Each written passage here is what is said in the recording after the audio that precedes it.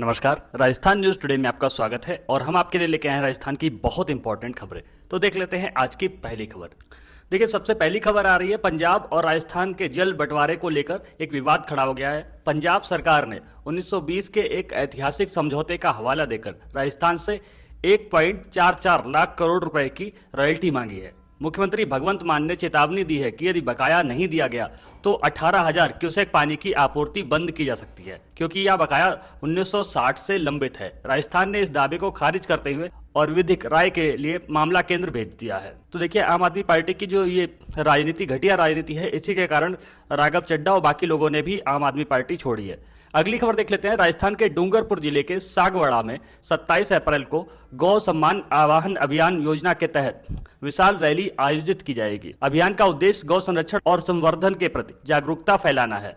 Rally उपखंड कार्यालय पहुंचकर राष्ट्रपति, प्रधानमंत्री और मुख्यमंत्री के नाम ज्ञापन सौंपेगी। कथावाचक कमलेश भाई शास्त्री ने बताया कि देश भर की 5,000 से अधिक तहसीलों में यह आंदोलन चल रहा है, जिससे गाय को राष्ट्रमाता का संवैधानिक दर्जा देने की मांग चल रही है। अगली खबर देख लेते हैं। उपराष्ट्रपति सीपी राधाकृष्णन ने राजस्थान विश्वविद्यालय के 35वें दीक्षांत समारोह में युवाओं को राष्ट्र निर्माण में सक्रिय भूमिका निभाने के लिए आह्वान किया। उन्होंने कहा कि युवा अपने ज्ञान, नवाचार और ऊर्जा से विकसित भारत के निर्माण में योगदान दें। समारोह में उन्होंने बताया कि 2024 और 2025 में वितरित 250 गोल्ड मेडल में से 197 महिला अभ्यर्थियों ने हासिल किए। इसे उन्होंने नारी शक्ति और महिला सशक्तिकरण का प्रेरक उदाहरण बताया। और अगली खबर देख लेते हैं। बीकानेर में बढ़ती गर्मी और लू के प्रभाव को देखते हुए जिला प्रशासन ने स्कूल समय में बदलाव किया है। प्री प्राइमरी से लेकर कक्षा 8 तक के विद्यार्थियों के लिए 27 अप्रैल 2026 से सुबह 7:30 से 11:30 बजे तक क्लास संचालित होंगी। कक्षा 9वीं से 12वीं के विद्यार्थियों तथा स्कूल के स्टाफ का समय फिलहाल पूर्ववत ही रहेगा। अगली खबर है। मुख्यमंत्री युवा संबल योजना में बड़ा बदलाव करते हुए राजस्थान सरकार ने बेरोजगारी भत्ते के लिए न्यूनतम आयु 21 वर्ष कर दी है। पहले ये 18 वर्ष थी, लेकिन अब 18 से 21 वर्ष के युवाओं को इसका लाभ नहीं मिलेगा। सीकर जिले में करीब 2,000 अभ्यर्थी अब इस योजना से बाहर हो जाएंगे। जिले में लगभग 9,000 लोग इस योजना का लाभ ले रहे थे। सरकार का तर्क है 21 वर्ष से कम आयु के युवाओं को वास्तविक बेरोजगार नहीं माना जाएगा। और अगली खबर देख लेते हैं। राजस्थान विधानसभा में नेता प्रतिपक्ष टीकाराम जूली ने सिरोही दौरे के दौरान भाजपा सरकार पर निशाना साधा। उन्होंने पंचायत और निकाय चुनाव में देरी कराने को लेकर सरकार की विफलता बताया।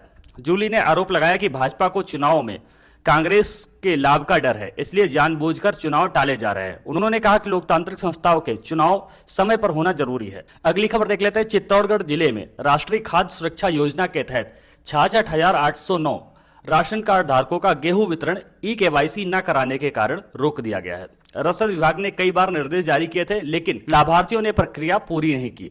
अब ई-केवाईसी पूरी होने तक राशन नहीं मिलेगा। वहीं गिव अप अभियान के तहत 1,14,290 लोगों ने स्वेच्छा से सूची से नाम हटवा लिया है, जिसमें जरूरतमंद को लाभ देने का रास्ता खुलेगा।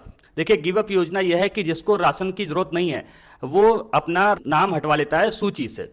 ठीक है, अगली खबर देख लेते हैं। चित्तौड़गढ़ के मंडफिया स्थित प्रसिद्ध सावरिया सेठ मंदिर में दर्शन व्यवस्था को लेकर बड़ा बदलाव किया गया है। मंदिर प्रशासन ने पुराने 56 भोग चढ़ाने की परंपरा और मोर पंख अर्पित करने पर रोक लगा दी। प्रशासन का कहना है कि श्रद्धालुओं की बढ़ती संख्या, लंबी कतारों और स्वच्छता और बेहतर प्रबंध को देखते हुए यह फैसला लिया गया है। हालांकि नकद राशि, सोना चांदी दान पात्र में चढ़ाने की व्यवस्था पहले की तरह जारी रहेगी। अगली खबर देख लेते हैं। राजस्थान में बेरोजगारी भत्ता नियमों में बदलाव से करीब 10,000 युवाओं के वजीफे पर असर पड़ सकता है।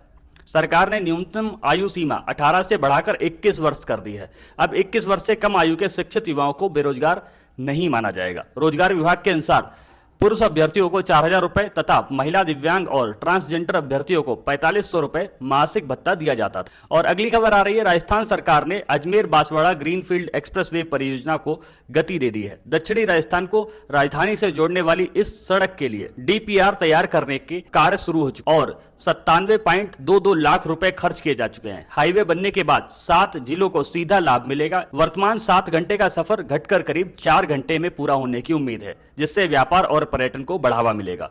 और अगली देखिए, चौंकाने वाली खबर आ रही है। शहर के कांच व्यापारी सतीश गौड़ के अपहरण और फिरौती का सनसनीखेज मामला सामने आया है। बदमाशों ने शुक्रवार सुबह उनका अपहरण कर 1 करोड़ रुपए की फिरौती की मांग की, लेकिन 14 लाख रुपए लेकर शाम को छोड़ दिया। व्यापारी ने बताया कि 4 युवकों ने उन्हें जबरन कार में बैठाया, खेत की टापरी में रखा। पुलिस ने मामला दर्ज कर संदिग्धों से पूछताछ शुरू कर दी है और तलाश जारी है। और अगली बड़ी खबर आ रही है, आंगनवाड़ी कार्यकर्ताओं ने अपनी मांगों को लेकर कलेक्ट्रेट पर प्रदर्शन किया। उन्होंने सेवा में स्थायीकरण, सेवानिवृत्ति आयु सीमा बढ़ाकर 65 वर्ष करने और मानदेय 13,500 रुपए प्रतिमाह करने की मांग उठाई। प्रदर्शनकारियों ने कहा कि वे वर्षों से कम मानदेय पर जिम्मेदारी निभा रही हैं, इसलिए सरकार को उनकी समस्याओं पर गंभीरता से ध्यान देना चाहिए।